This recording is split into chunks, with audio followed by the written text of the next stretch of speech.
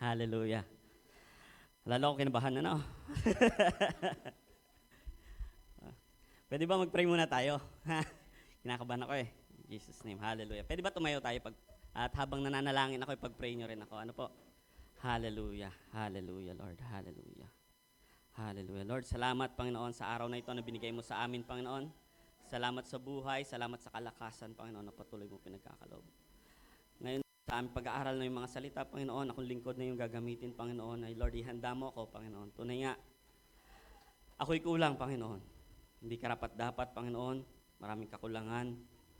Pero Lord, ito yung mensahe na nagmumula sa iyo, Panginoon. Patuloy nga, ikaw ang makita, Panginoon. Ikaw ang matanyag, Panginoon, sa aking buhay, Panginoon. Hindi ang aking kahinaan, Panginoon, kundi ikaw, Panginoon.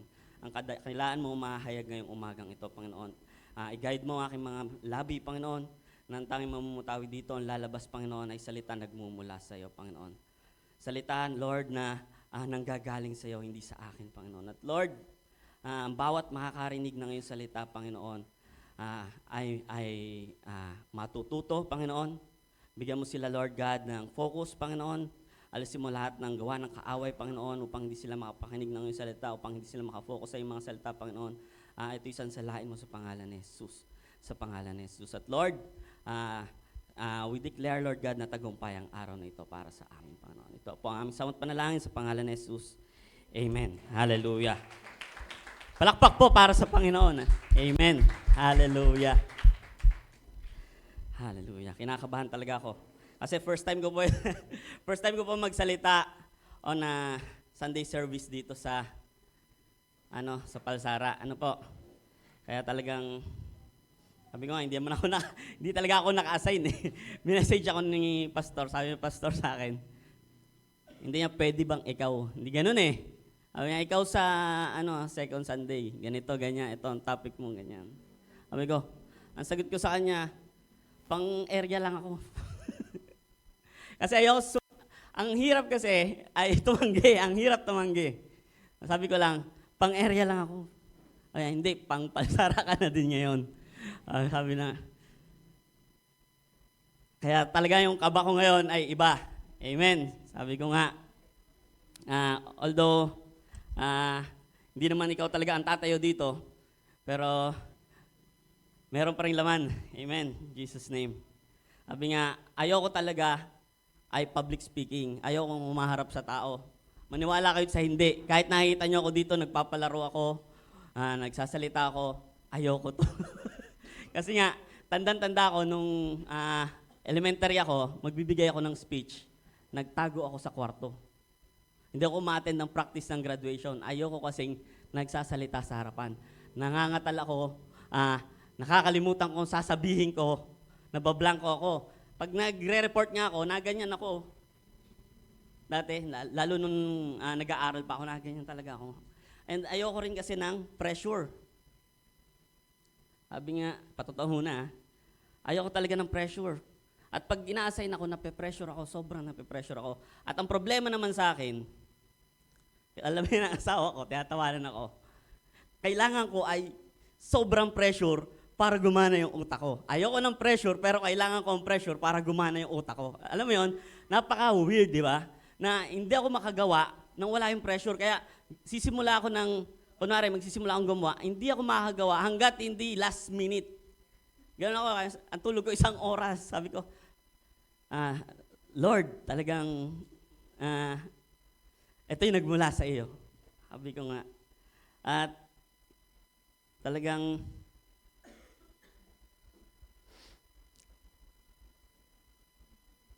nung binigay sa akin yung topic, gusto ko siyang gawing Mother's Day. Kasi ang topic is about peace. Pero sabi ko, peace, tapos nanay, parang. Hindi ko po inoffend ang mga nanay. Ano po? May peace pag may nanay, di ba? Tahimik ang bahay. Amen? May sumagot. Pero walang nanay. Pag nandyan na nanay, tahimik, with peace. Amen po ba? Parang ang mga nanay. Sabi ko, parang hindi ko kaya. Sabi ko, Lord, gusto kong itry. Kasi hindi na nagawa nung gusto kong itry, pero parang hindi ko kaya. So, Pagpasensya nyo na mga nanay ha. Pero ang pagtatalakayan po natin ngayon is about peace. Kapayapaan. Sino ang gusto ng kapayapaan? Lahat gusto natin ng kapayapaan, di ba? Sino ang gusto ng rest in peace? Wala naman, ano? Kapayapaan lang. Amen? Bawat tao gusto ng kapayapaan. Bata, matanda, gusto nila ng payapa. Di ba? Mayaman, mahirap, gusto nila peace. We are longing for peace. Kapayapaan sa bahay. Sinong gusto dito laging tahimik ang bahay? Ha? Yung walang gulo, yung malinis. Ha? Hindi yung nakakalat ng mga gamit, di ba?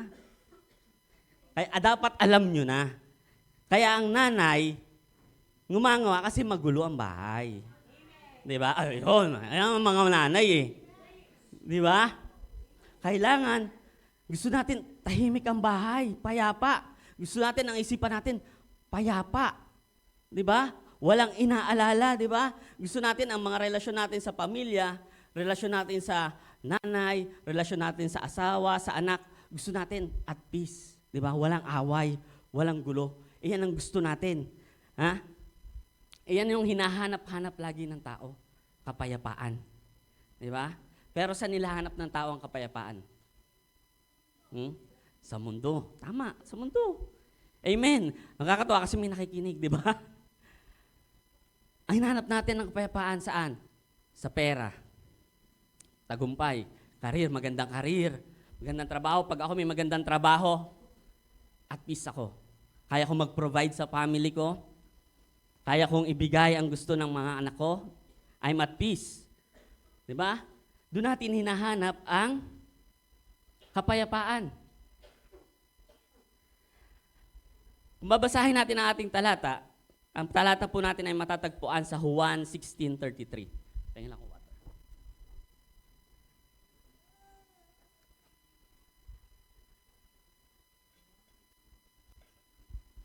Nakita po ba natin?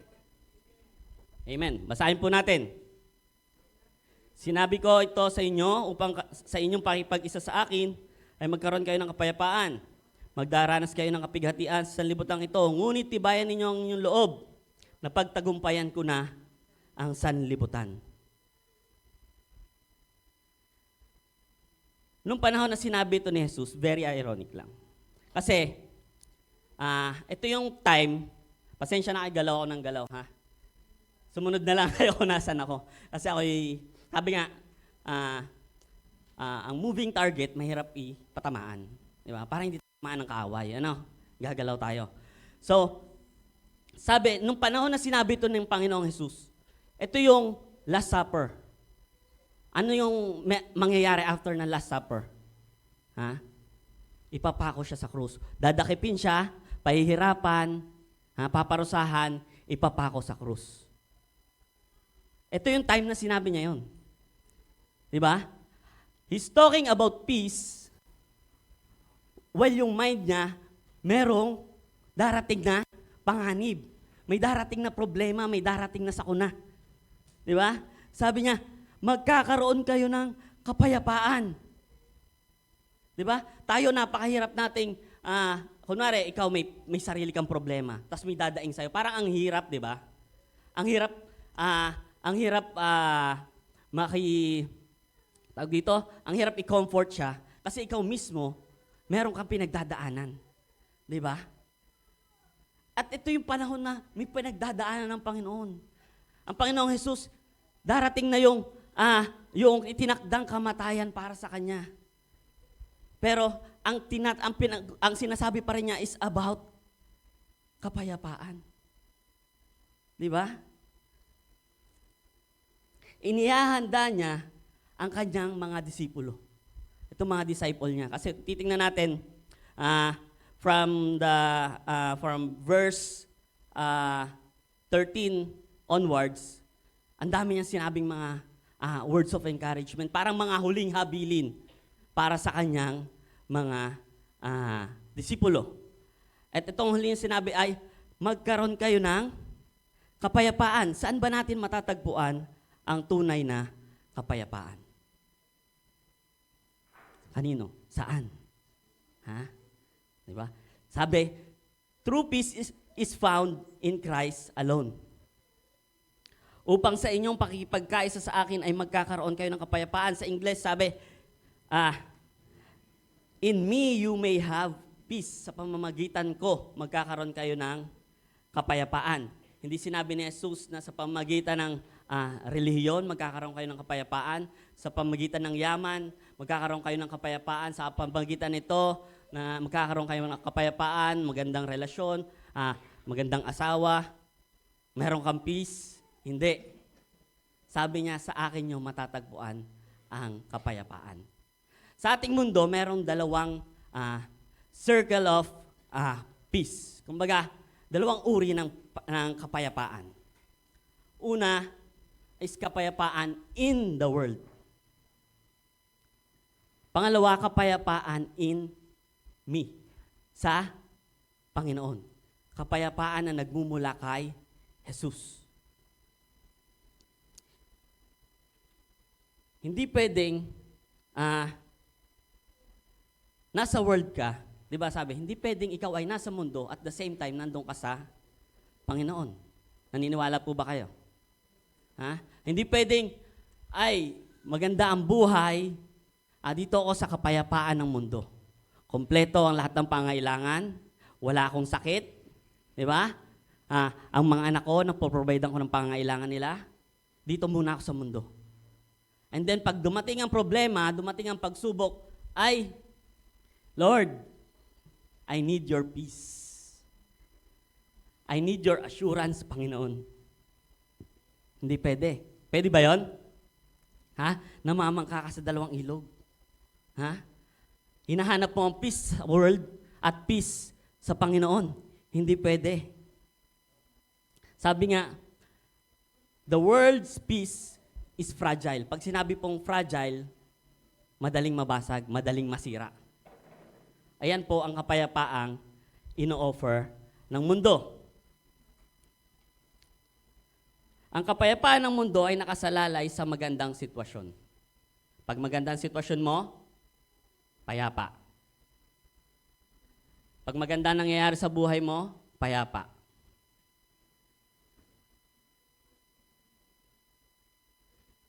Sabi nga, pag meron kang magandang kalusugan, yung iba kasi sabi nila, basta malusog kaming mag-anak, okay na ako. Diba? Yung peace mo nandun sa kalusugan. Paano? Kung bigla ka nagkasakit. Ay, I'm not at peace na. Wala na yung peace. Kasi dun mo inilagay yung peace mo eh. Diba? Sa kalusugan. Ang peace mo nilagay mo sa kayamanan, sa pera. Sabi nila, may nabasa ako, money is the lowest form of wealth. Pinakamababang uri ng kayamanan, ang pera. Tapos doon mo ilalagay ang kapayapaan mo sa pera. It is the lowest form of wealth. Sabi nga, bakit ito ang lowest form of wealth? Kasi lahat ng tao may man is that divine. Lahat ng tao may access dito. May yung mga politiko nga natin mayaman eh. Madaming pera. Di ba? Pero sabihin ba natin na tunay silang mayaman? Masasabi ba natin na masaya ang buhay nila, payapa ang buhay nila? Kasi marami silang pera eh. Di ba? Marami silang ari-arian, masaya na sila. Payapa ang buhay. Hindi, di ba? Kasi nga, that's the lowest form of wealth. Ang money. Sabi nga, pag pinagpala ka ng Diyos ng pera, it's more of a test than a blessing. Lagi natin tandaan yan. Sinusubok tayo ng Panginoon. Pag nagkaroon ka ng blessing, sinusubok ka na kaagad ng Panginoon. Pagdating ng blessing na yan, minsan wala pa. Di ba? Nandiyan ang pagsubok ng Panginoon. May pinakita nga sa akin yung asawa ko, ang tanong niya ay, kung may 10 milyon ka, Kaya mo bang ibigay ang 1,000,000 sa Panginoon? Taas. Ha? Ayan. Di ba? 10,000,000 eh. Di ba? Kaya mo ba? O sige, Lord, sa'yo itong 1,000,000. This is my tithes, Lord. Bibigay ko sa'yo. Challenging, di ba? Mapapaisip tayo. Pero ang tanong, pag may 100 ka ba, kaya mong ibigay sa Panginoon yung 10 piso mo? Ha? Pag may 1,000 ka, kaya mong ibigay ang 100 pesos mo? Amen. Sinusubok tayo mula sa maliit, palaki. Di ba? Kaya wag kang Lord, bakit hindi mo pa ako pinagpapala hanggang ngayon? Kasi nga, maliit pa lang yung pagpapala, hindi mo na magamit ng tama. Hindi mo na maibigay sa Lord. Tapos expecting ka ng more. Di ba? Money, magkakaroon tayo ng greed for money, lust for money. Di ba? And that's not peace. Wala kang nakitang mayaman na okay na sa kanila yung yaman nila. Laging ang mayaman gusto more. They will never have enough. 'Di ba? Kaya nga yung 'di ba? Yung story sa Bible, talaga nag-ipon siya na nag-ipon. 'Di ba? Nung napuno na yung kamalig niya, anong ginawa niya? Pagawa siya ng mas malaki. Kasi he wants more. 'Di ba? Pero natagpuan ba niya ang kapayapaan? Hindi, 'di ba? Bakit? Sabi sa kanya ng Panginoon, ngayon din, kukunin kita. Ibinuhos niya ang lahat doon sa yaman. Itinuring niya yung yaman niya na kanyang kapayapaan, security. I'm secured kasi may yaman na ako. Pero mali. Hindi pala iyon. Kasi world peace is fragile. Kahit ang karir mo, ang trabaho mo, hindi mo yan pwedeng pagkatiwalaan. Anytime pwede kang mawalan ng trabaho. Sabi nga, huwag kang masyadong effort eh. Ibigay ang lahat dyan sa kumpanya mo. Kasi, pag yan, kailangan tatanggalin ka. Di ba? Madali kang paltan. Yan negosyo mo, hindi mo rin yan pwedeng pagkatiwalaan. Anytime pwede yung malugi. Anytime pwede mawala. Ang pamilya mo, sabi nila, when I'm home, I'm at peace. Maganda pakinggan. Amen po ba? Maganda pakinggan. Pero sabi ni Lord, hindi pa rin dyan ilalagay ang kapayapaan. Kasi, mundo pa rin yan eh. It belongs to the world. Your family belongs pa rin to the world. Hindi mo pwedeng iasa, pag nasa bahay ako, payapa ako, nakikita ko yung mga anak ko, payapa ako. Paano kung kunin niya ng Panginoon? Hawak mo ba ang buhay? Hindi. Kung kunin ng Panginoon yan, yung magulang mo, kunin ng Panginoon, di wala na yung peace. Hindi mo na masabing payapa ka. Kasi doon mo nilagay ang peace mo sa world. Na anytime pwede mawala. Pwede kayong magkagalit ng kapatid mo, mag-away ng anak mo, magkaroon ng alitan. Ngayon, hindi ka mapakali. Di ba wala ang peace? Bakit? Nandoon ang peace mo. Doon mo nilagay. Hindi ko sinasabing hindi tayo dapat payapa sa pamilya natin. Don't get me wrong, ha? Pero hindi natin dapat doon ilagay ang ating, doon natin isang galang ang ating kapayapaan. Amen po ba? Amen po ba? Parang walang amen no? Sabi madalas, hinahanap natin ang kapayapaan. Pag walang ingay, walang gulo, walang problema, that's peace. Ayun ang description natin ng peace. Di ba? Wala tayong inaalala. walang anything na nangyayari sa buhay mo, walang major accident, walang major na distraction nangyayari sa pamilya mo, that's peace. Ayun ang pakahulugan natin ng peace. Pero, sabi nga, ang tawag dito, sa ganitong klase ng kapayapaan, ay vacation peace. Para lang siyang bakasyon. Di ba? Kasi di ba pag nagbabakasyon tayo, gusto natin doon sa maganda, doon sa nakaka-relax, doon sa tahimik. Kasi nga nag-unwind ka di ba? Gusto mo mag-release ng stress, di ba? Kaya gusto mo doon ka sa magandang bakasyonan, di ba? Pag nagbabakasyon ka nga, ayaw mo na may na trabaho. Ayaw mong may iniisip ka na trabaho. Gusto mo, kung pwedeng patayin mo yung phone mo, i-block mo muna yung mga yung boss mo, di ba? Ayoko. Kaya nga, pag sa ibang kumpanya kasi, bawal mo isipin kapag nasa bakasyon. Doon inihahalin tulad ang peace na gusto ng mundo. Vacation peace. May ending. May limit. Ang vacation leave nyo ba, unlimited? Ha? Hindi, di ba? May limit.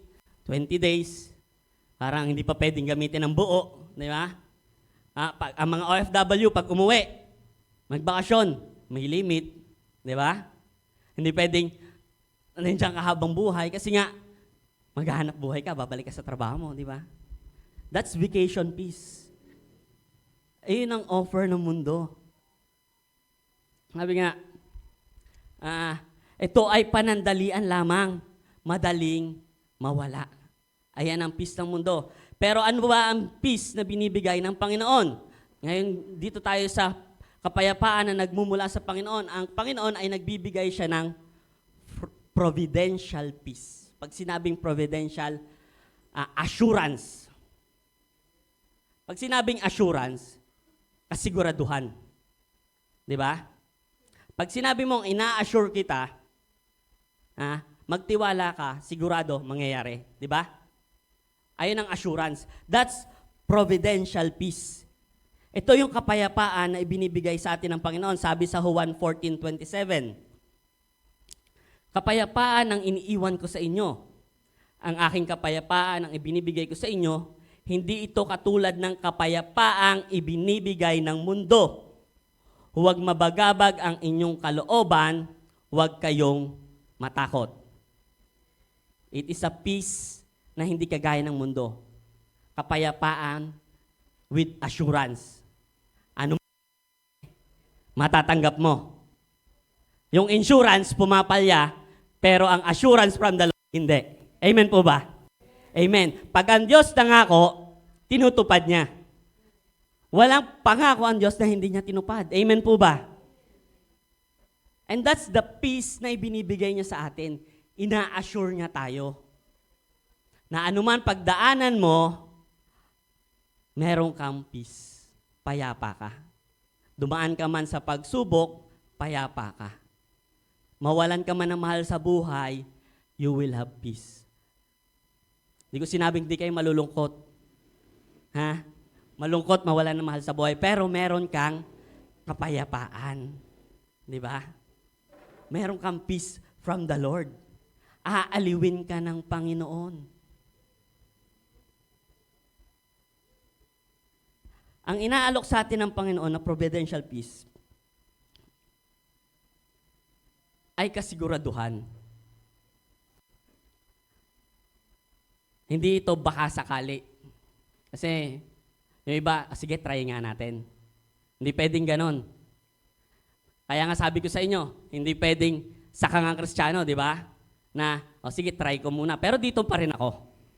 Pero tatry ko itong Diyos na to. Tatry ko yung peace from the Lord. Pero at the same time, I will find my peace dito sa meron ako. Hindi pwede. Hindi po pwede. Kung ikaw, magpapagawa ka ng bahay. Di ba, doon ka sa sigurado. Yung alam mo, tingnan mo yung review, tingnan mo yung ay, ito, sigurado. Marami na ito natapos eh.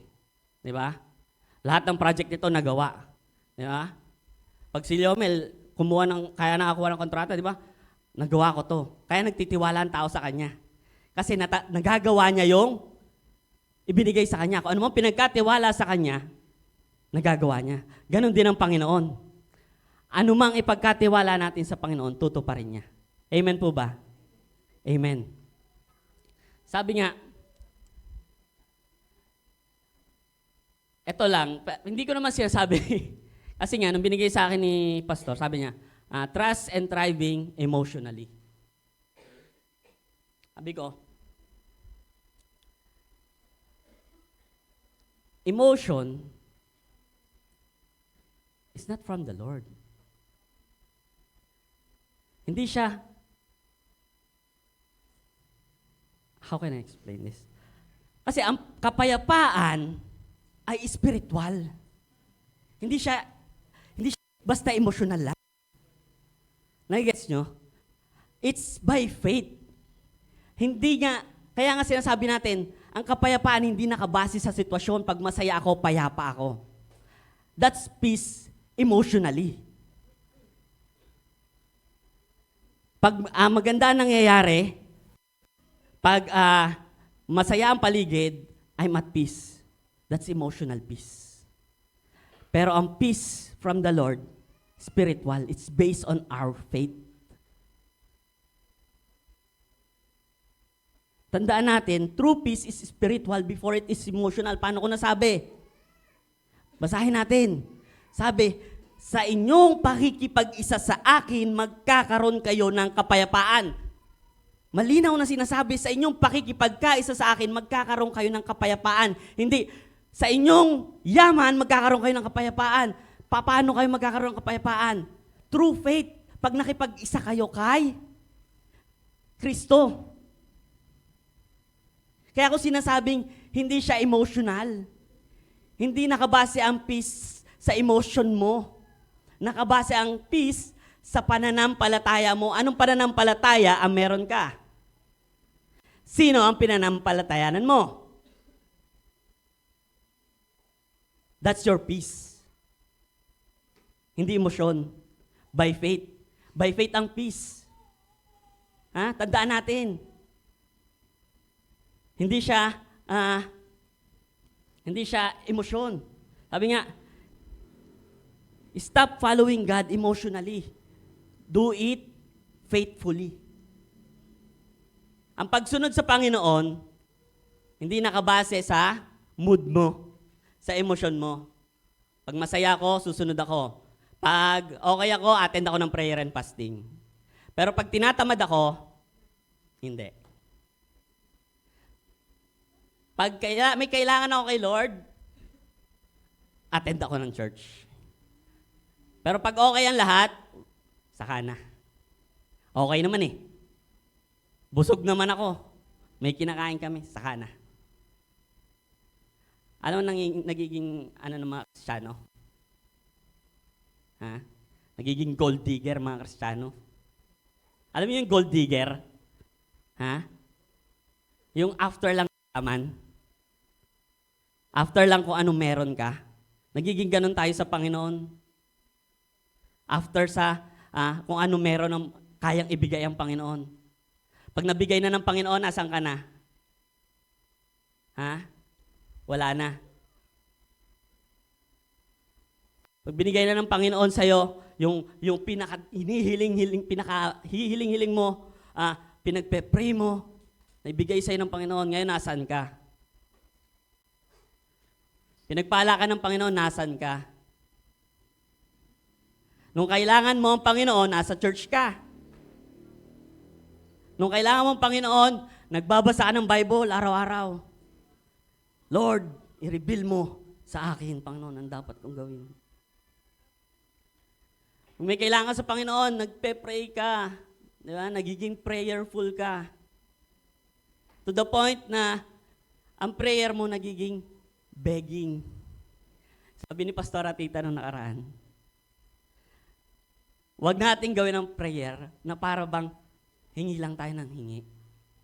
Na parang, Lord, pagalingin mo ako. Lord, pagpalain mo ako. But instead, Claim God's promises. Lord, sabi mo sa iyong mga salita, pagpapalain mo ako. Lord, sabi mo sa iyong mga salita, ikaw ang aming Jehovah Rapha. You're our Jehovah Jireh, my provider. I-claim mo yung promise mo. Kristiyano ka eh. Di ba? Pag anak ka ng Diyos, you have access dun sa yaman sa langit. Anak ba tayo ng Diyos? Nakikita ba sa atin? Ha? We should be a reflection of God. Amen? Di ba? Hindi tayo anak sa labas. Ha? Hindi sasabihin na, ba't di ka kamukha? Di ba? Ang sakit masabihan nun. Anak ka ba talaga nila? Pamilya ka ba talaga nila? Ba't di ka kamukha? Di ba? Mas masakit kung sabihin na, anak ka ba talaga ng Diyos? Ha? Tunay ka bang anak ng Diyos? Ba't di kita sa'yo? Ba't hindi nagre-reflect sa'yo? Di ba? We are walking scripture, sabi. Di ba? Walking testimony. Di ba? Pag lumalakad tayo, hindi na natin kailangan magsalita na, ay, born again ako. Alam nyo ba, born again ako? Alam nyo dyan ako nagsisimba? Hindi. Anak ako ng Diyos? Hindi. Makikita sa iyong gawa. Di ba? Makikita sa iyong muka. Kasi kahit may pinagdadaanan ka, may peace ka, nakangiti ka. Di ba? Hindi ka baliw. Tunay kang may peace from the Lord. Amen po ba?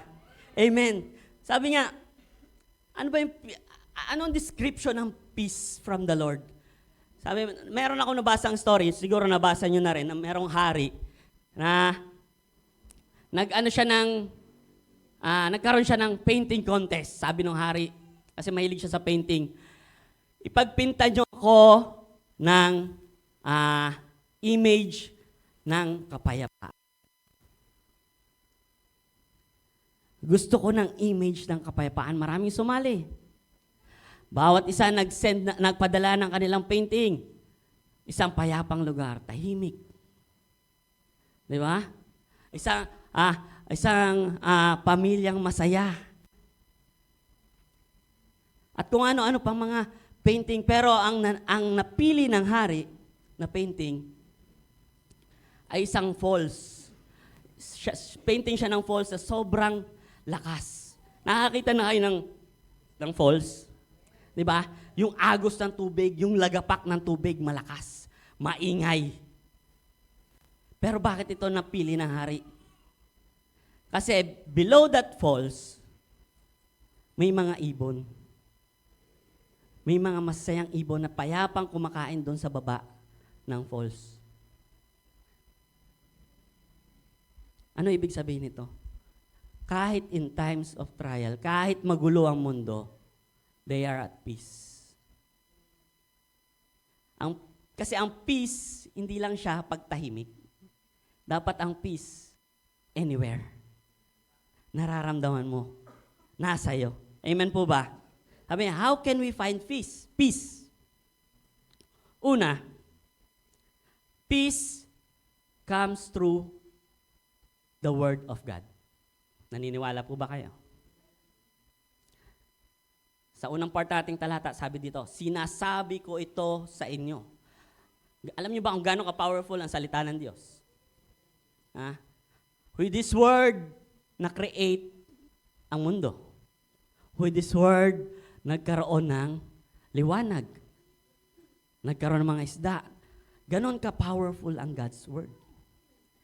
At sa part na to, sinasabi niya, sinasabi ko ito sa inyo. Sinasabi.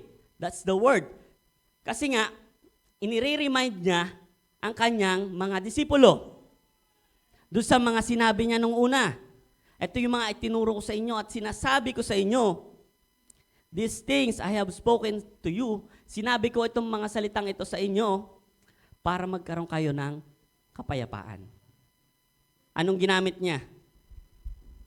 Binigyan ba ni Lord ng security ang alagad niya na? Oh, ito, papamana ko sa inyo. Ha? Di ba ganun tayo mga magulang eh? Gusto ko, pag nawala ako, may maiiwan man lang ako sa mga anak ko. Di ba? Ayun yung security natin eh.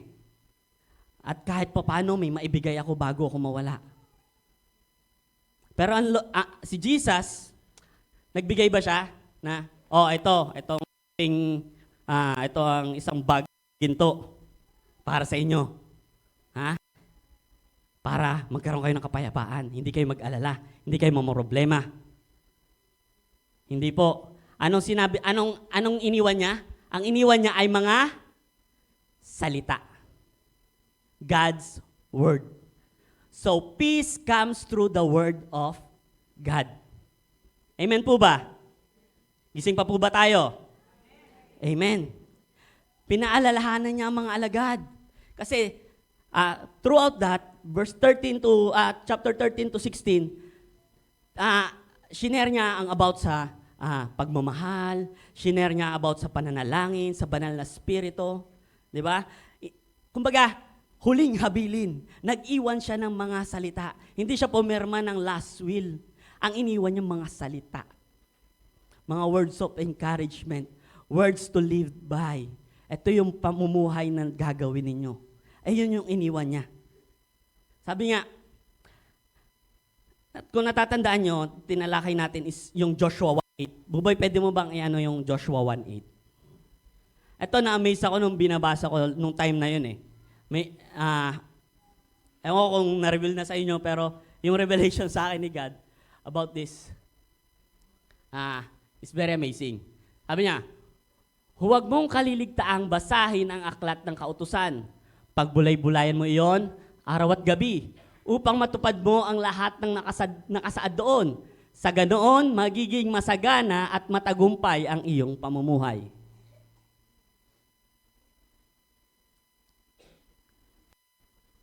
Para sumagana at maging matagumpay ang iyong pamumuhay, anong gagawin mo? Basahin ang salita ng Diyos. Hindi lang basta basahin, bulay-bulayin. Bakit? Inisip ko noon, bakit? Is God testing our obedience? Bakit sinabi niya, para magtagumpay ka, mag-read ka ng Bible? O sige, mag-read ako ng Bible. Bakit? You know why? Kasi nasa Biblia ang karunungan. Paano kanya pagpapalain kung alam niya, pag pinagpala ka niya, hindi mo siya magagamit ng tama? Paano niya ibibigay ang anak na hinihiling-hiling mo kung hindi mo alam ang salita ng Diyos, paano siya palalakihin sa pamagitan ng salita ng Diyos? Di ba? Dapat inihahanda mo ang sarili mo sa tagumpay, sa pamamagitan ng pagbabasa ng salita ng Diyos. Kasi blessing ay kayang ibigay ng kaaway. Kaya kang pagpalain ng kaaway. Kaya kang payamanin ng kaaway. Pero yung kayamanan nagmula sa kaaway, nagagamit mo ang tama? Hindi. Di ba? Ang kayamanan galing sa kaaway, may peace? Wala. Kaya nga, bago ka pagtagumpayin ng Panginoon, bago ka pagpalain ng Panginoon, you equip yourself first. Gets nyo? Kasi, nandyan lang ang kayamanan eh. Hindi mo nawawala. Nandyan naman ang katagumpayan, hindi mo nawawala. Kasi the victory belongs to the Lord already. Nasa Panginoon na. You need to be equipped. Kailangan mo yung equipment. Di ba? Paano mo kunwari, ayan na yung yaman. Di ba? Paano mo siya makukuha? Di ba kailangan equip ka? Alam mo kung paano. Di ba? Alam mo kung paano siya gagamitin. Hindi ka kagaya nung binigyan ng isang talento, tapos hindi niya alam kung paano gamitin. Natakot. Anong ginawa? Binaon. Di ba? O dahil alam mo yun, nabasa mo yun sa Bible, ay pag pinagpala ako ng Panginoon, I will use it to the glory of God. Di ba? Saan mo nakuha? Sa pagbabasa ng salita ng Diyos. Alam mo saan ilalagay. Alam mo saan gagamitin. Di ba? Kaya bago tayo humiling sa Panginoon, aralin muna natin ang salita ng Diyos. Amen po ba? Amen. Sabi nga, God's words steadies the heart, pinapayapa ang ating mga puso. Lumalaki ang takot kapag ang isip ay puno ng negatibo. So anong dapat ipupuno natin sa ating isipan? Positive, salita ng Diyos. Di ba? Sabi sa Isaiah 26:3, binibigyan mo ng lubos na kapayapaan ang mga may matatag na paninindigan at sa iyo'y nagtitiwala.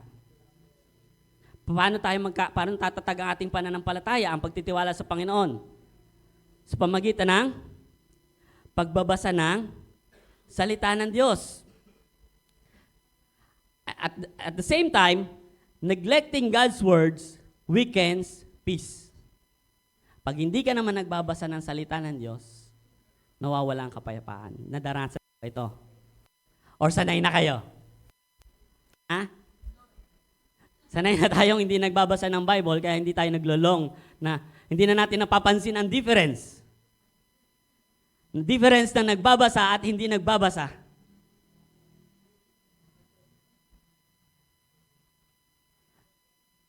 Kaya tayo puno ng pangamba kasi instead of reading the Bible, instead na magbabad tayo sa Word of God, saan tayo nagbababad? Sa Facebook, social media. Anong finifeed sa atin ng social media? Ha? Inggit. Galit. Diba? Mag-Facebook ka ngayon, nakakagalit. Ang gobyerno, nakakagalit. Ang Meralco, nakakagalit. Diba? Ang daming galit sa Meralco. Ang presyo ng gasolina, nakakagalit. Ayun yung finifeed natin sa mind natin. Kaya ako, pag nakita ko anything political, not interested. Ayoko yan. Kasi madali ako natitrigger eh. Pag alam mo natitrigger ka doon, hindi masamang ano eh. Pero pag yun yung napifeed sa'yo, puro galit, alisin mo. Amen? Huwag na i-share. Magka-caption ka pa ng angry face. Di ba? Pinifeed mo pa yung galit mo by sharing. Sabi ko nga, ang politika talaga is, marumi. Kumbaga, hindi para sa atin yan. Kaya nga sabi ko, huwag kang ikakampanya ang sino man na hindi mo naman kilala. Hindi mo kilala personally. Lalo't Kristiyano ka. Ito, ingat tayo mga Kristiyano, mag-election na naman ha. Huwag mo ikakampanya, huwag mong i-share sa Facebook kung hindi mo naman sila kilala personally.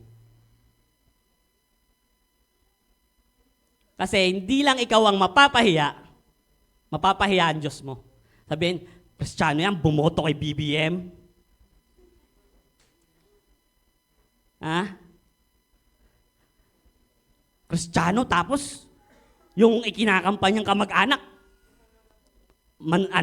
kurakot. Pag alam mong kurakot, huwag mo na suportahan. Di ba? Kasi hindi lang ikaw ang pinapahiya mo. Kasi nakikita sa atin ang mga tao sa labas, ang mga hindi mananampalataya. Akala ko ba born again yan? Bakit sinusuportahan yan?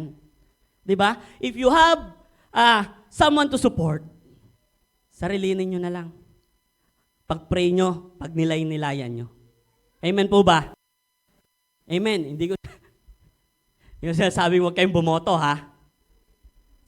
That's karapatan natin yun. Is tungkulin natin. Sabi ko lang, huwag nating hayaang madungin ang pangalan ng Panginoon through politics. Amen? Malinaw yan. Hindi yung ganun ka. Di ba? Kakamping, unity team, di ba? Anong kine-create nila? Kita nyo na-create ng unity team at ng kakamping? Gulo. Away. Maraming mag-best friend ng away. Bakit? Kakamping kasi yun eh. Kasi DDS yun eh. Di ba? Kaaway. Stop feeding yung sarili nyo ng alam nyong hindi nakakabuti sa inyo. Kasama na dyan yung hindi lang social media, ha? Mga makamundong gawain. Di ba? Sino dito ang dumadayo pa sa kapitbahay para makipagchismisan? Doon na lang kayo sa asawa nyo. Kung may chika kayong latest na nakita, doon na lang sa asawa nyo. Ha? At least pag asawa nyo, kayo na lang. Ano? Kayo na lang mag-brainstorm na, totoo ba itong sinasabi ni Sian Gasa? Kayo na lang mag-brainstorm mag-asawa. Ha? Doon na lang sa loob ng bahay. Hindi makikita kayo agang-aga, nandoon kayo, ang pinag-uusapan nyo, buhay ng may buhay. Doon na lang sa inyo. Ha? Amen? Mag-brainstorm kayo. At after nyo mag-brainstorm, tanong nyo sa Lord, tama ba ito, Lord? Hindi naman namin sila kilala, pero nahusgahan na namin sila. Ay kasi may ebidensya eh. Ay kasi may screenshot. Di ba? Huwag natin i-feed ang sarili natin ng makamundong gawain. Di ba? Sino dito ang tumataya pa rin hanggang ngayon? Ha? Na, nagtatanong pa rin sa apo, may napanaginipan ka bang numero? Anong numero maganda? Meron ka pa rin bang inaalaga ang numero? Ay, alaga ko itong numerong ito. Mabiyan ako kasi ganun. May inaalagaan. Ay, inano ko yung birthday mo, hindi naman natama eh. May ganun pa ba dito? Wala na. No, amen. Amen po ba? Sabi nga, and also the opinion of this world, wag nating i-feed sa atin. Sabi nga, meron akong napanood. Hello. Meron akong napanood, sabi nga, merong isang violinist. Alam niyo yung violinist? Yung tumutugtog violin. Nag-perform siya, no? Perform siya. Ang galing niya. Sobrang galing. After niya mag-perform, lahat ng tao, nagtayuan, nagpalakpakan. As in, talagang yung applause is napakalakas. Pero yung nag-perform, yung performer, malungkot. Nagtanong sa kanya, bakit ka malungkot?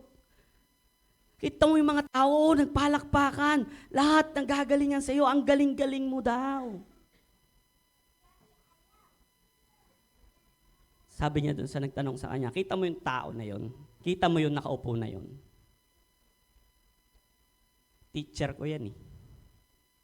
Yan yung nagturo sa akin. Pero hindi siya tumayo. Hindi siya natuwa sa performance ko. Sabi nga, wala tayong dapat ninanais na maging proud sa atin, matuwa sa atin, walang iba kundi ang Panginoon. Yung opinion ng iba, yung sinasabi ng iba, wag natin pansinin yan. Ang mahalaga, ang Diyos natin proud.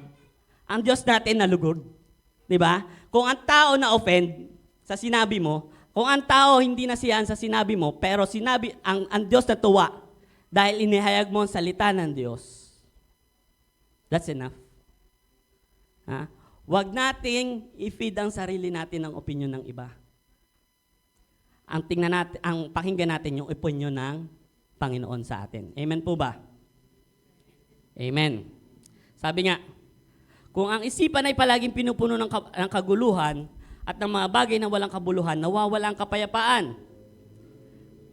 Sabi sa Roma 10:17, kaya't ang pananampalataya ay bunga ng pakikinig at ang pakikinig naman ay bunga ng panghangaral tungkol kay Kristo. Filipos 4:8-9, sabi doon, bilang pagtatapos mga kapatid, lagi nyo isaisip ang mga bagay na karapat-dapat at kapuri-puri. Ano ang dapat ilagay sa isip? Mga bagay na karapat-dapat at kapuri-puri. Mga bagay na totoo, marangal, matuwid, malinis, kaibig-ibig at kagalang-galang. May sinabi ba doon, i-feed mo ang sarili mo ng opinion na iba? I-feed mo ang sarili mo ng galit? Wala, di ba?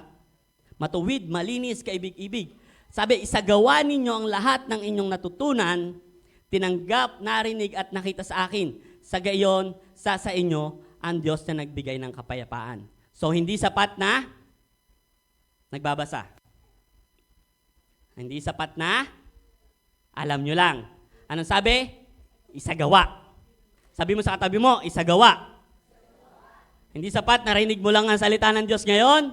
Ang gagawin mo, isa sa gawa. Amen? Amen.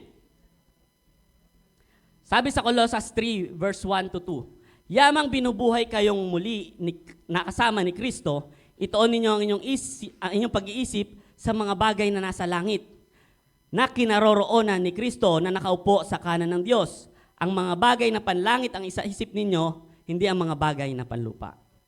Diba? Hindi panlupa, bagay na makalangit. Amen? Anong gano'ng oras ako di? Introduction pa lang eh. Ha? Nainip na ba kayo? Ang salita ng Diyos, kinainipan. Amen? Nag-preach ako nung sa Malabanan, nagpas ako 1 oras. Ha? Pero it's worth the time. Amen? Time spent with the Lord is time well spent. Naniniwala po ba kayo? Ha? Yung konting oras na ibibigay mo sa Panginoon, nangihinayang ka pa? Ha? Eh kung mag-extend ka nga sa mga ginagawa mo, di ba? Nakaka nga eh, trabaho. Di ba? Overtime sa church, ayaw mo? Ha? Willing tayo mag-overtime sa church? Amen po ba? Amen. At sama-sama tayo matututo. Amen po ba? Paano pa ano pang kasunod? Paano nating makakamtan ng kapayapaan? Sabi, una, di ba, sabi natin, peace comes through the word of God. Ang sunod, peace comes through reconciliation with God. Pakikipag-ayos sa Diyos. Alam niyo po ba, sa pinakamalaking problema ng sangkatawan, hindi ang pagtaas ng gasolina, hindi ang gera, hindi ang problemang politikal, hindi problema ng pamilya. Ang pinakamalaking problema ng sangkatauhan ay kasalanan. Kasi we're living in sin. We're sinner to begin with, di ba? Pero, sabi nga, saan ka nadapa, doon ka pa rin babangon. Ayun yung mga Katoliko eh. Dito na ako nadapa. Dito na ako babangon. Nadapa ka sa kasalanan. Babangon ako makasalanan. Ha? Hindi, di ba? Ganun po ba tayo? Gusto natin makalaya tayo sa kasalanan.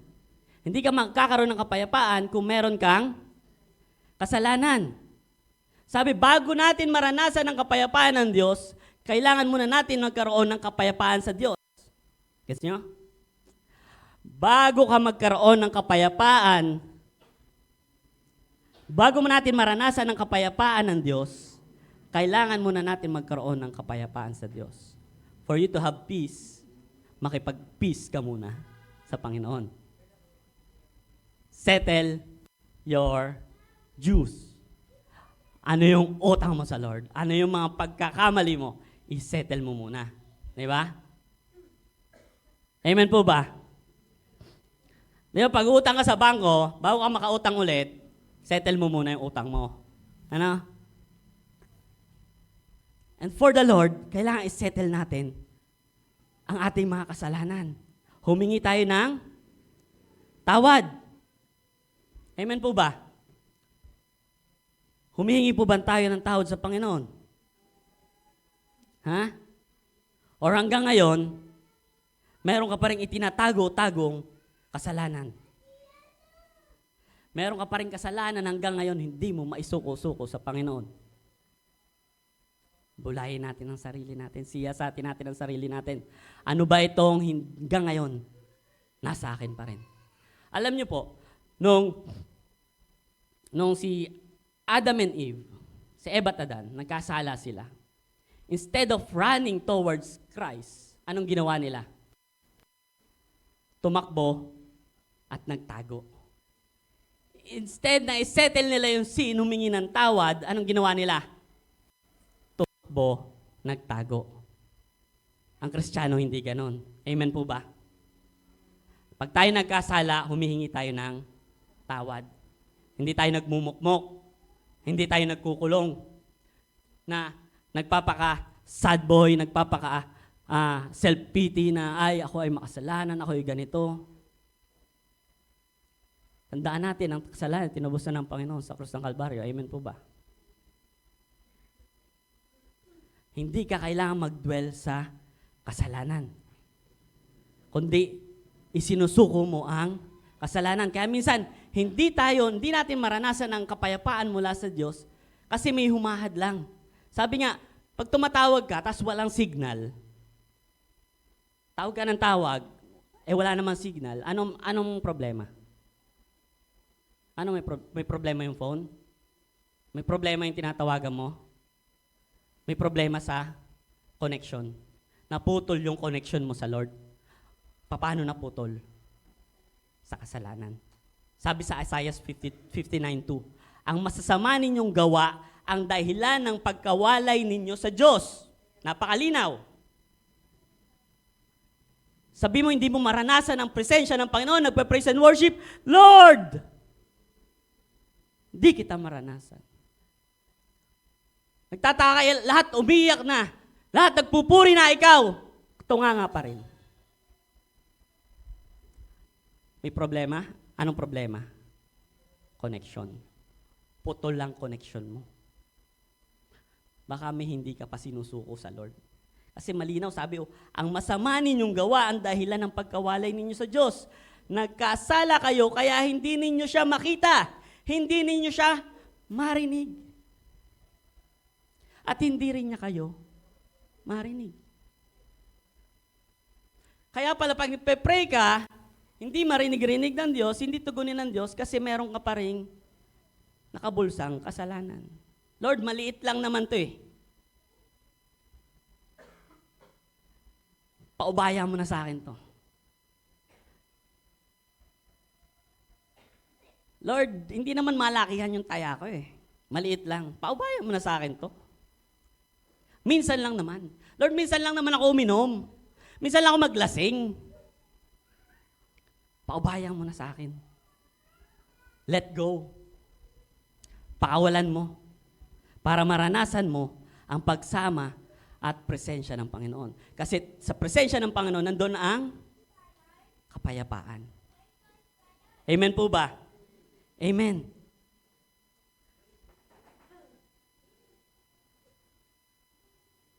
Kasama sa paghingi ng tawad ay pagsuko sa Panginoon. Na-surrender mo na ba ang lahat, ang buhay mo sa Panginoon? Ha? Ang buhay mo ba ay nasa Panginoon na? Ang sumasagot. Tanungin mo nga ang katabi mo, nasa Panginoon na ba ang buhay mo? Ha?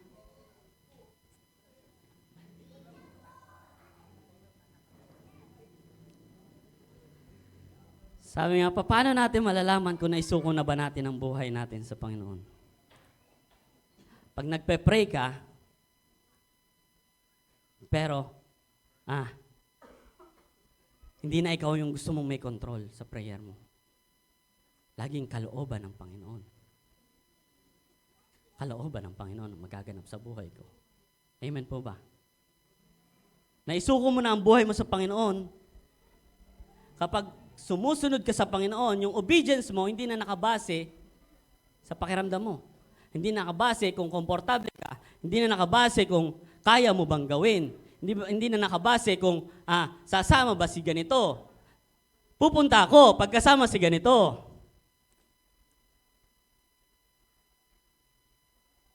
Naisuko mo na ang buhay mo sa Panginoon, kapag sumusunod ka sa Panginoon, hindi na emotionally, kundi faithfully, dahil tiwala ako sa Panginoon, susunod ako sa Panginoon.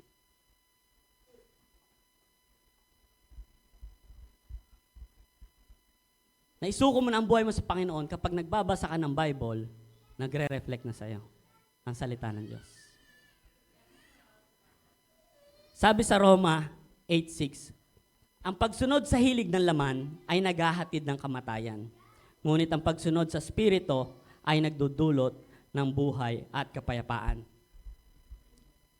So, stop living a life of sin para makamta natin ang kapayapaan from the Lord. Let's go to the next part ng verse. Sabi doon, you will have trial. Sabi doon, magkakaroon ng, wait lang Sabi dito, magdaranas kayo ng kapighatian sa sanlibutan ito. Magdaranas kayo ng paghihirap. Tinawag ko siyang, it's a guarantee.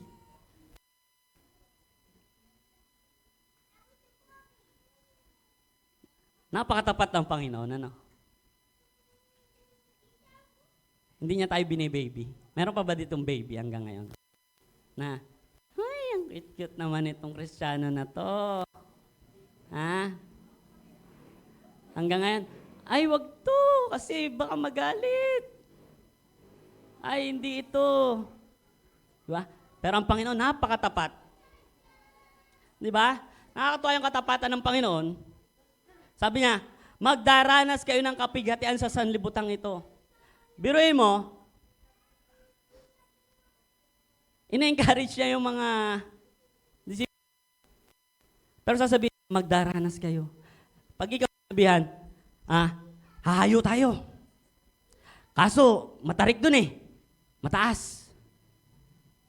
Ay, pastor, tuhod ko eh. Ako pwede dun. Di ba?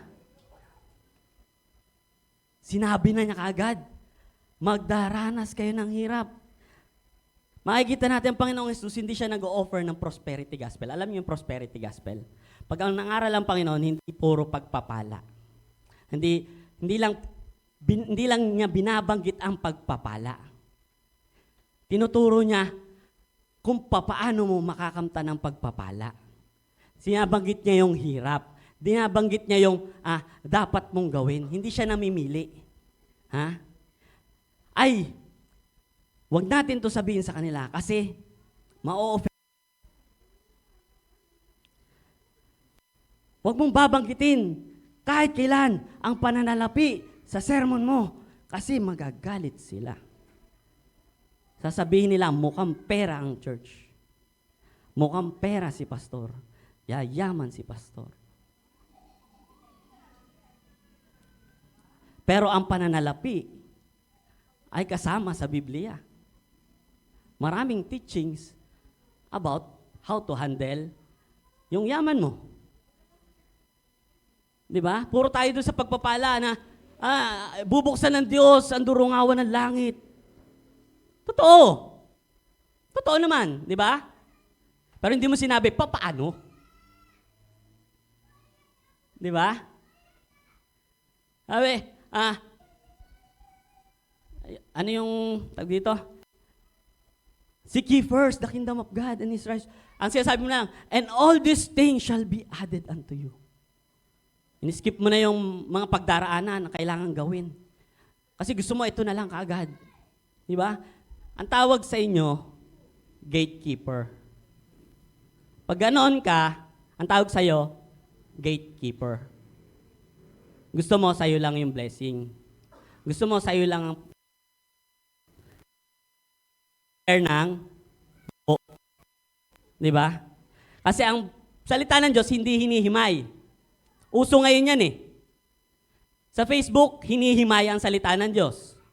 Kung ano lang yung maganda, ayun lang yung pinopost. Di ba? Ano yung verse ng Jeremiah? Ano yun? Yung my plans to prosper you. Plans to harm, not to harm you. Yan, ang dami nag-share nun. Pero hindi nila naintindihan. Di ba? Pero ang Diyos pag nangaral, tapat. Hindi ka niya lolokohin. Hindi niya sasabihin, ay, punta tayo doon, meron dong candy. Yan, hindi ka baby eh. Hindi ka binibaby ng Panginoon. Sinasabi niya sa'yo kung ano ang katotohanan. At ang katotohanan ay magdaranas ka ng pagsubok. Sabihin mo sa katabi mo, magdaranas ng pagsubok.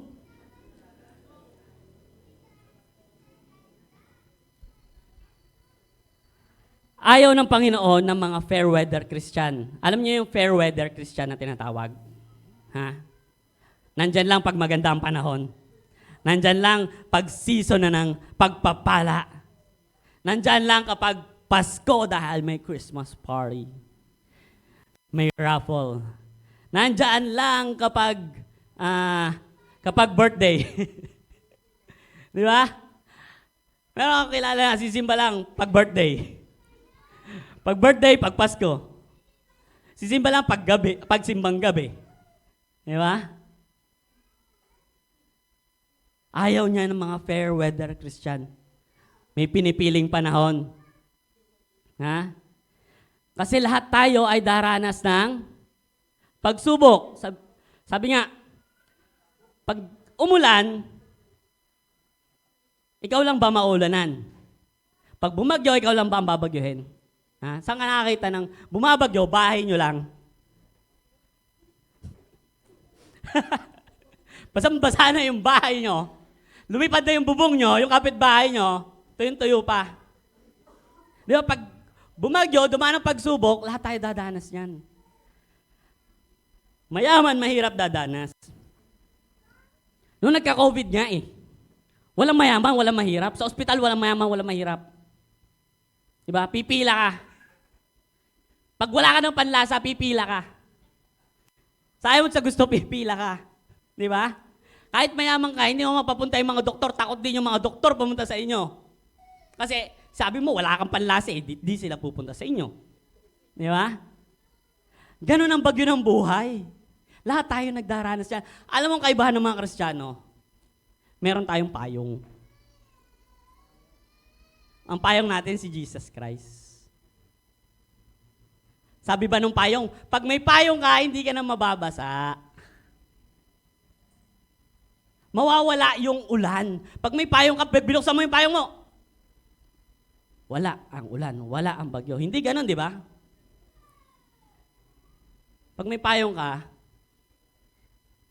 tutulungan ka ng Panginoon. Suungin, ano man yung bagyo na yan, ano man yung ulan na yan, nandun ang Panginoon, kasama mo. Hindi niya sinabing, aalisin ko ang pagsubok. Pag nanampalataya ka sa akin, aalisin ko yung pagsubok na yan. Sinabi niya, pag dumating ang pagsubok, kasama mo ako. At pag kasama mo ang Diyos, if you're with God, nothing will be against you. Walang kayang tumalo sa'yo. Ha? Meron ba? Wala. Di ba? Christians are not exempt from trials. Pag Kristiyano ka, hindi sinabing pag Kristiyano ka, walang pagsubok. Hindi insurance policy ang mga Kristiyano.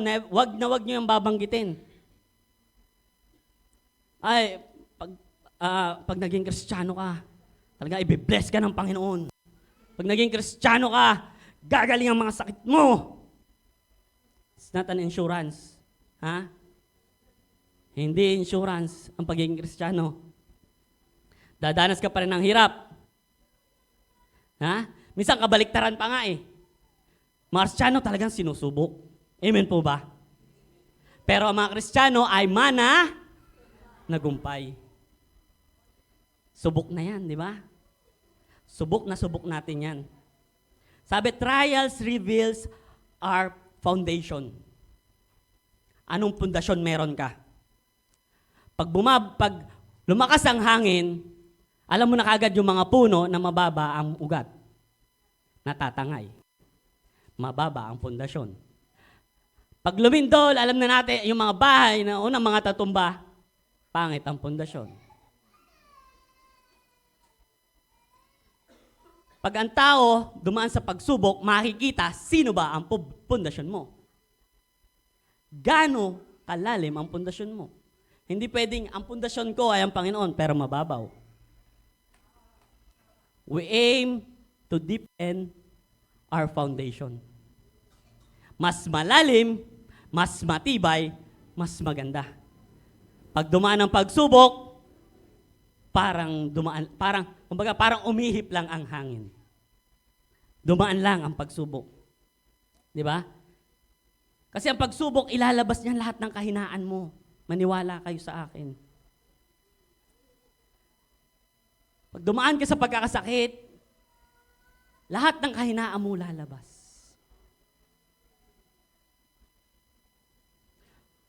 Pag dumaan ka sa paghihirap, ang kahinaan mo makikita.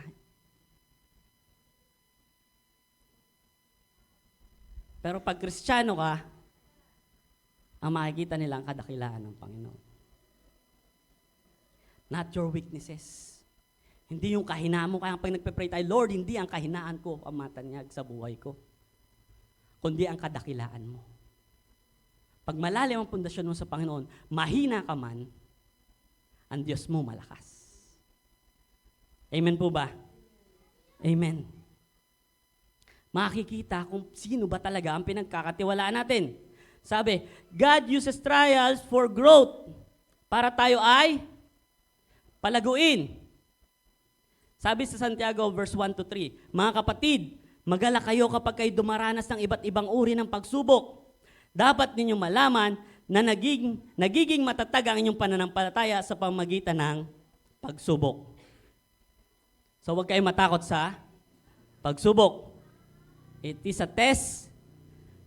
It is for our growth, para palaguin ka. Saan ka nakakita ng nagte-training pero hindi nagpapakahirap? Di ba? Pag nagte-training ka para lumaban, lumadaan ka sa mga challenges, di ba? Exercise ka, di ba? Pa-practice ka, mahirap. Pero lumalago ka.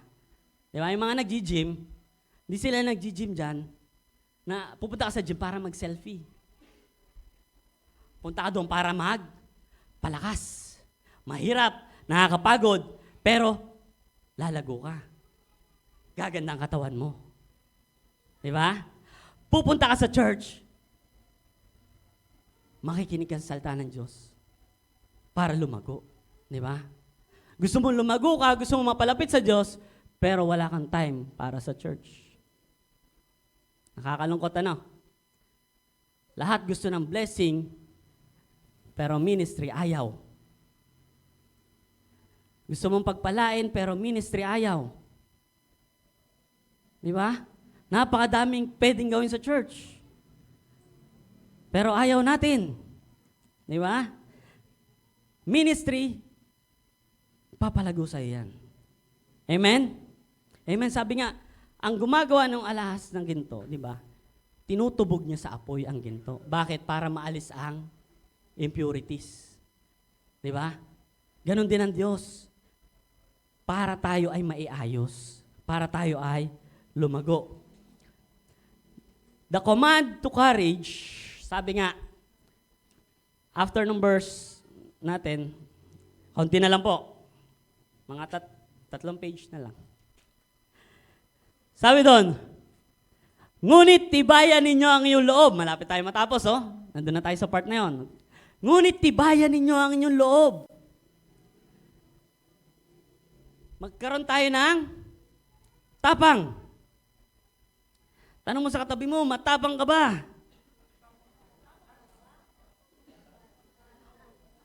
Matapang ka ba? Matapang ba yung katabi nyo? Ha? Sabi ng Diyos, tibayan mo ang iyong loob. Sabi, kasi nga, ina-acknowledge ni Lord na magkakaroon ng pagsubok. Alam ni Lord, sinabi na. Pero, the same time, ina-encourage na kaagad niya ang kanyang mga alagad. Ina-encourage na agad niya tayo. Ha? Laksan mo ang iyong loob. Yeah? Para sabi ng doktor, may sakit ka. Laksan mo ang iyong loob. Di ba? Ang hirap naman nun, no? Ang hirap gawin, di ba? Pero, kung titingnan natin, iisipin natin mabuti itong talatang ito. Bago ito sabihin ng Panginoon, siya muna. Siya muna. Bago niya sabihin, maging matapang ka, magkaroon ka ng courage, siya muna.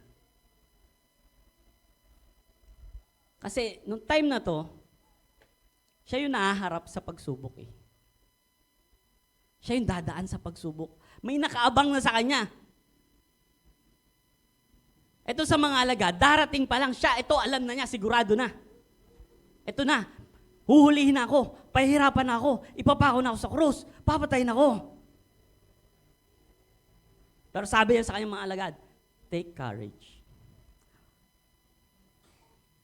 Christian joy is not a denial. Christian joy, Christian peace is not a denial. Hindi natin dinideny ang problema. Ha? Hindi porket nakangiti ang Kristiyano, dinideny ng problema. Or iniiwanan na lang ang problema, na ini-ignore na ang problema. Nakakangiti ang Kristiyano kahit may problema, kasi alam nila, kasama nila ang Diyos. Kaya nga di ba lagi sinasabi sa atin, pag dumadaan ka sa pagsubok, magala ka. Kasi kasama mo ang Diyos. Bonding time natin to, Lord. Lord, dumadaan ako sa pagsubok. It's our bonding time. Ha? Mas makakasama kita ngayon. Imagine mo yun. May bonding time ka with the Lord through trials. Di ba? Eh, ikaw nga, makita ko lang aking mga anak, di ba? Masaya na ako.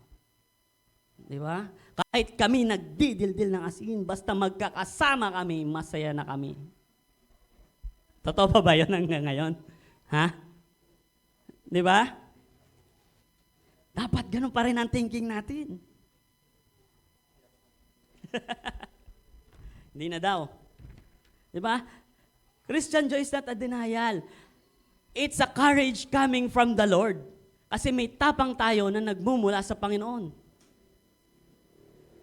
Sabi, courage comes from God's sovereignty. Believers can remain calm because God is still reigning. God's promises remain true. God's kingdom cannot fall. Sabi nga, hindi mo man maintindihan ang mga nangyayari sa iyo ngayon. Ano man yung mga pinagdadaanan mo, hindi mo maintindihan, Lord, bakit ba itong dumadaan sa akin? Bakit ko ito pinagdadaanan? Magkakaroon ka ng kapayapaan kasi alam mo, alam ng Panginoon kung bakit. At ipinagkakatiwala mo na sa Kanya. Amen po ba? Sabi nga, pag merong bata, di ba, ang bata takot sa dilim. Di ba, lagi lang iniisip, ay, merong multo, may monster. Kasi ganun tayo pinalaki ng mga magulang natin, hindi ko ba alam bakit laging pag madilim, may mumu. Di ba? Sana hindi namin matrain si Noah ng gano'n. Pag madilim, nakakatakot. Kaya ang baby gano'n, ang mga bata gano'n. Di ba? Pero once dumating ang tatay niya, at binuksan ng ilaw, walang mumu. Wala kang dapat ikatakot. Ganon din ang Diyos. Bubuksan niya ang isip mo, sasabihin niya sa'yo, wala kang dapat ikatakot. Sabi mo sa katabi mo, wala kang dapat ikatakot. Ayan ang sinasabi sa atin ng Panginoon. Maging matapang ka, wala kang dapat ikatakot. Nandito ako kasama mo. Di ba? Pag ang baby nakita ka na, pag ang anak mo nakita ka na, nandun yung peace. Makikita mo sa mukha nila, di ba? Ewan kasi ganun si Noah eh. Pag bumangon yan, gagayan-gayan yan, pag nakita niya, ngingiti na siya. Ganon din tayo sa Panginoon. Pag nakita na natin ang Panginoon, nandun na ang ngiti. Pag nalaman natin kasama ko ang Diyos, nandoon ang ngiti, nandoon ang galak. Amen po ba? Amen. Kasama natin ang Diyos. Sa huli, ang sabi niya, I have overcome. Sabi niya dito, napagtagumpayan ko na ang sanlibutan. It is finished. Tapos na. Di ba? Bago mo pa maranasan, tinubos ko na. Ginawa ko na. Para sa'yo. Ito ang dahilan ng kapayapaan natin eh. Ito yung sagot sa tanong, bakit ka may kapayapaan? Kasi sabi ng Diyos, na pagtagumpayan na niya, it means tagumpay na ako. Amen po ba? He secured the victory. Ito nung sinasabi niya itong verse na to, sinasabi niya itong mga katagang ito, hindi pa nangyayari. Hindi pa siya nahuhuli, hindi pa siya pinapahirapan, hindi pa siya pinapako. Pero sinabi na niya, it is finished. Bakit? Kasi nananampalataya siya na mapapagtagumpayan niya yon. Hindi siya nag-share ng empty faith. Hindi niya ito sineshare dahil gusto niya manampalataya ka lang. I-sineshare niya yung pananampalataya na mismong siya ay meron. Gets nyo? Siya mismo, pinananampalatayanan niya yon. Hindi pa nagaganap, pero sabi niya, napagtagumpayan ko na. Kaya sinasabi niya dito sa inyo, huwag kayong matakot na pagtagumpayan ko na. Darating pa lang yung pagsubok, sinasabi na sa inyo ng Panginoon na pagtagumpayan ko na. Hindi niya lang ito sinasabi sa mga disipulo, hindi niya lang ito sinasabi sa atin. Sa sarili niya rin. Naniniwala siya na siya ay pagtatagumpay ng Panginoon pag dumating na yung pagsubok na yun. Kasi nung sinasabi niya to wala pa eh. Pero sinasabi niya na pagtagumpayan nyo na. Sabi niya, we are not fighting for victory. Hindi na tayo lumalaban ngayon para magtagumpay. Lumalaban tayo dahil tayo ay mananagumpay. Tagumpay na tayo. Panalo ka na. Sabi mo sa katabi mo, panalo ka na. Ay, parang hindi panalo yan, ha? We are fighting through victory. Kaya tayo lumalaban kasi panalo na tayo. Alam mo yung pakiramdam na nanonood kayo ng, mga fan dito siguro ng sport, ng basketball, nanonood kayo ng replay. Na alam mo, yung sinusupport mong team panalo na, kahit tambak pa yan, tambak ng 30 yan, kita mo, ay, fourth quarter na, tambak pa ng 30, hindi ka natatakot, masaya ka, kalmado ka. Bakit? Eh kasi mo, alam mo na, napanood mo na yun eh. Alam mo na, panalo na yung team ko eh. Di ba? Hindi na ako natatakot, ganon din ang Panginoon sa atin. Dapat hindi tayo natatakot, kasi alam natin, panalo na tayo eh. Alam ng Diyos, alam natin na ang Diyos, pinanalo na tayo, pinagtagumpay na tayo, pinagaling na tayo, pinagpala na tayo to begin with. Bakit ka matatakot? Di ba? It's a replay. Na, panalo ka na. Di ba? When you receive Jesus as your Lord and Savior, you do not start from defeat. Hindi ka nagsisimula sa pagkatalo. Simula ka sa victory. You start from victory to victory. Nung sinabi ng Panginoon sa krus ng Kalbaryo, sabi niya, it is finished, naganap na. That's your starting line. Your starting line is the finish line. Grabe, di ba? Ang laking advantage ng binigay sa atin ng Panginoon.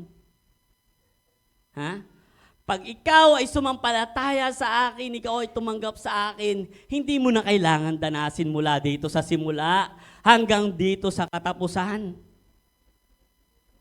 Doon ka mag-start sa finish line. You have the advantage. Kasi minsan ang tao, gusto nila sarili nilang gawa. Gusto ko, kakayanin ko to.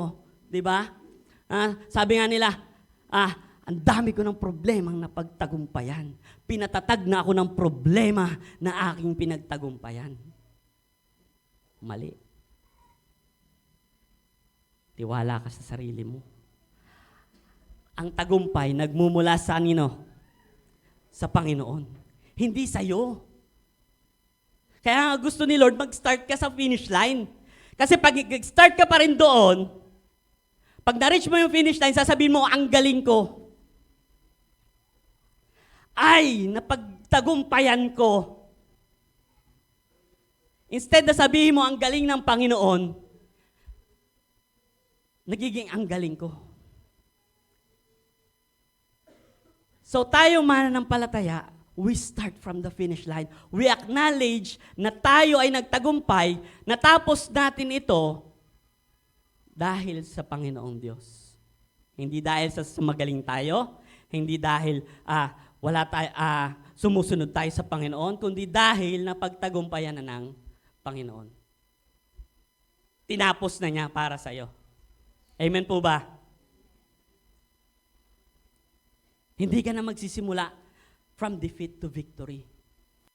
Ngayon, ang prayer mo ay iba na. Mababago ang lahat sa iyo, pati ang pananalangin mo iba na. Pag ikaw ay mananagumpay, you're claiming the victory, alam mong tagumpay ka na, ang pagpapala ng Diyos sa iyo na. Amen po ba? When you pray, you claim. Kaya nga sabi ko sa inyo, dapat nyo ang pangako ng Diyos. Alam nyo ang i-claim nyo sa Diyos. Pag hindi mo alam ang i-claim mo, anong ipe-pray mo? Doon ako kinorek ng Panginoon eh. All this time, ang prayer ko noon, Lord, kung bibigyan mo ako ng anak, bigyan mo ako. Magiging masaya ako. All this time, ganun yung prayer ko. Then one time, kinorek ako ng Panginoon. Sabi niya, that is yours to begin with. Sa'yo na yan. You only have to claim. Ang gusto ng Panginoon sa inyo, sa inyong mag-asawa, magkaroon ng pamilya. That's the purpose of family. Ayun na yung pangako ng Diyos sa atin. All you have to do is to claim it.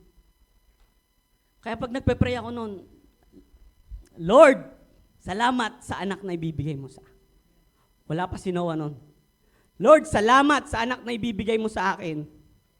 Salamat siya'y malusog. Salamat siya'y masigla, masayahing bata. Salamat na Lord, ang lahat ng pangangailangan niya, Panginoon, mula sa sinapupunan ng kanyang ina, hanggang siya'y lumabas, Panginoon, ay pinoprovide mo na. Salamat sa provision mo sa aking anak. Lahat pasasalamat. Kasi napagtagumpayan na ng Panginoon. Sa'yo na yan. Lord, magaling na ako. You do not beg na pagalingin ka ng Panginoon. Pinagaling ka na ng Panginoon. It's a matter of faith. Gaano katatag ang pananampalataya mo? Kasi ang tao laging doon sa paningin nila.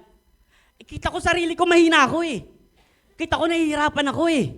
Kita ko imposible na nung time na yun. Sabi nga, nung nagpe-pray kami na tinuruan ako ng Panginoon mag-pray, doon dumating ang pagsubok na nagpa-check up si Danica. Sabi niya, ay may ganito ako. May polyp, merong PCOS. Pero dahil nga tinuro sa akin ng Panginoon, I remain calm. At peace ako. Mas inalala ko, paano yan? Ano? Yung asawa ko, operahan ba? Ang asawa ko, ganito ba? I do not worry sa mga bagay na kinlaim ko na. Sabi ko sa Lord, akin eh. Hiningi ko na sa Lord. It's a matter of timing na lang eh. Ha? Sa'yo na yun eh. It's a matter of timing na lang. So hindi ako natakot. Yun pala, nung check-up na yun, nandun na yung baby namin, nandun na si Noah. Di ba? Sabi ng doktor, mahirapan ka magkanak. May PCOS ka eh. May polyp ka. Hindi nakita ng doktor na nabuntis na si Danica eh. Sunod na buntis na. May baby na kami. Lord, eto na. Di ba? Through faith. Kasi alam mo ang salita ng Diyos. Alam mo yung kiniklaim mo eh. Alam mo yung hinihingi mo. Sabi ko nga, amazing ang Panginoon, pati provision. Manganganak si Danica, wala kami nagastos.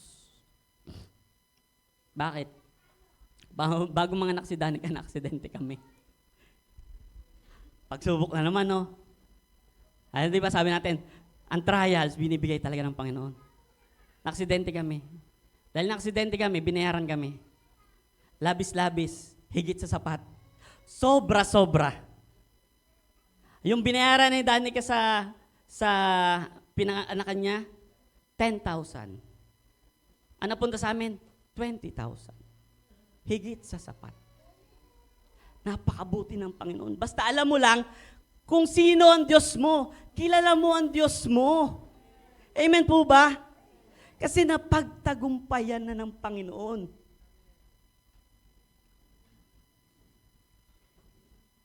It is finished.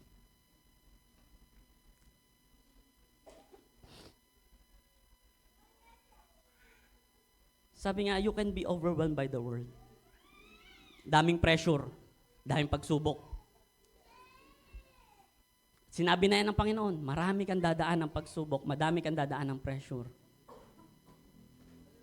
Pero dahil anak ka ng Diyos, you are covered by the Holy Spirit. Anumang pressure yan, hindi kanya kayang gupuin. Alam niyo yung submarine? Ha?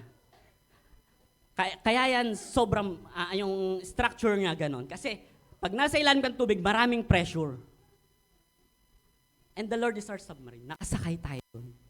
Any pressure, hindi nararamdaman na nasa loob. Bakit? Dahil nandoon ang protection nagmumula sa Panginoon. Claim it. Bakit hindi mo maranasan? Hindi mo kiniklaim. Bakit hindi mo maklaim? Hindi mo binabasa ang salita ng Diyos.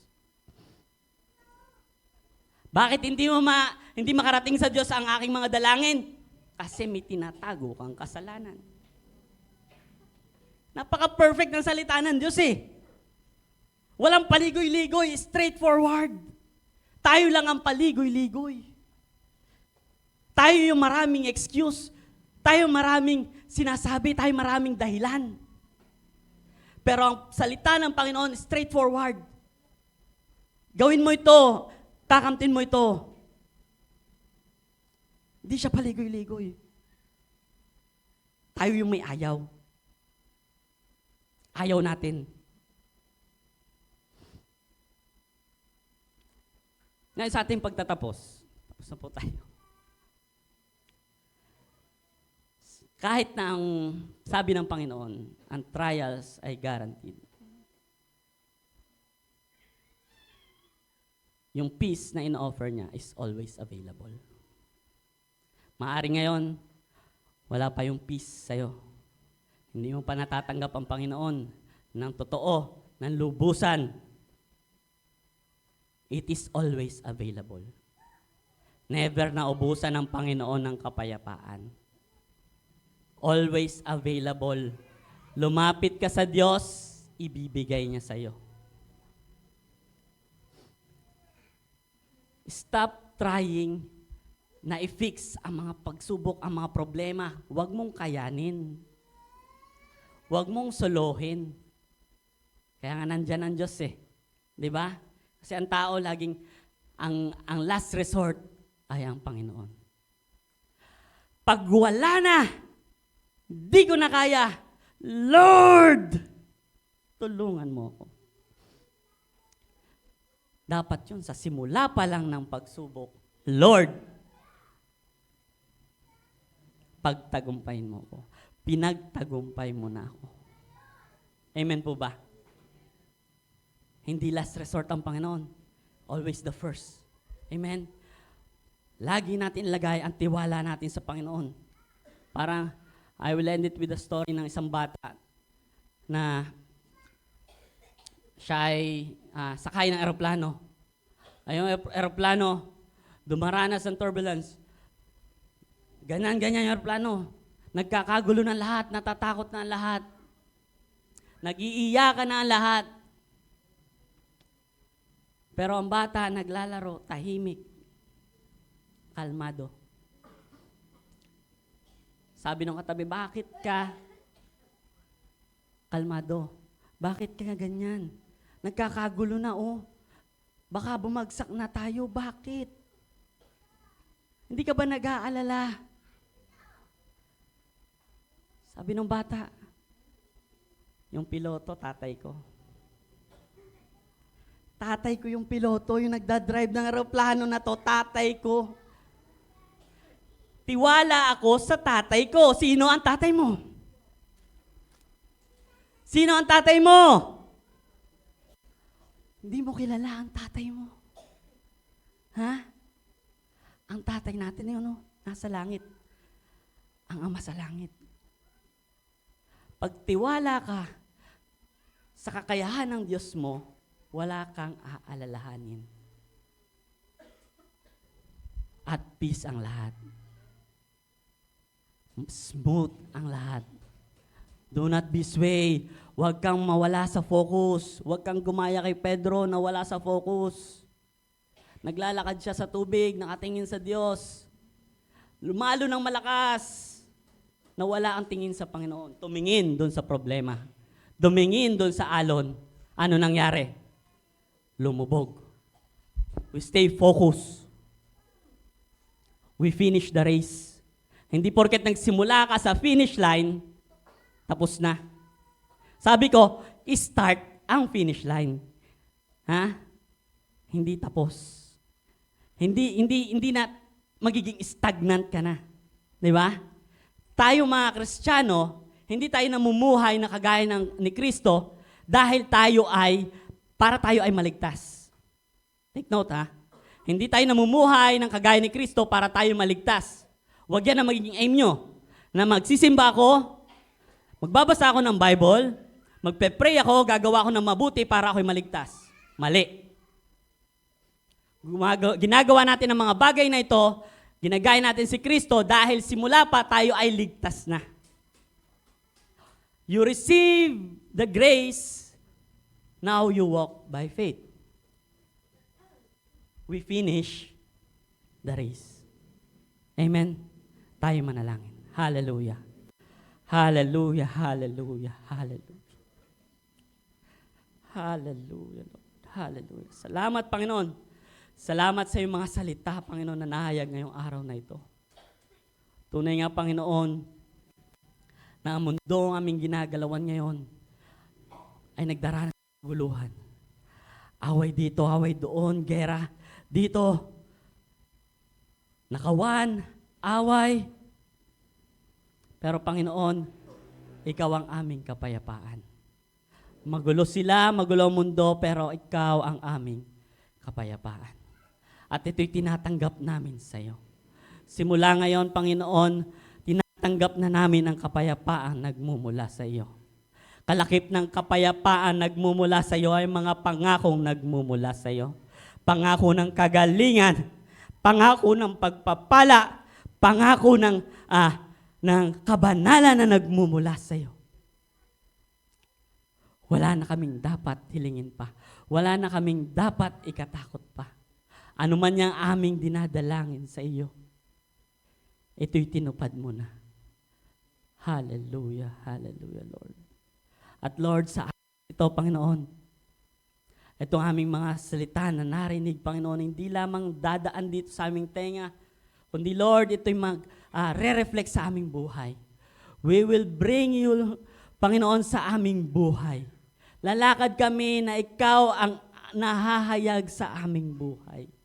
We will be proud na makikilala kaming anak ng Diyos. At sa aming buhay na ito, na ipinagkaloob mo sa amin, magdadala pa kami na mas maraming buhay sa iyo. Tutuparin namin, Lord God, ang tungkuling iniatang mo sa amin. Ang buhay na ibinigay mo sa amin na puno ng pagpapala, puno ng kapayapaan, at mag-share ng kapayapaan sa iba, Panginoon. Hindi namin i-gatekeep, Lord God, ang pagpapalang naranasan namin ngayon. Ito ibabahagi namin sa iba sa pangalan ni Jesus. Gamitin mo ang bawat isa sa amin, Panginoon, na maging daluyan ng iyong pagpapala. Marami pong salamat, Panginoon. Ito po aming samot panalangin sa pangalan ni Jesus. Amen. Hallelujah.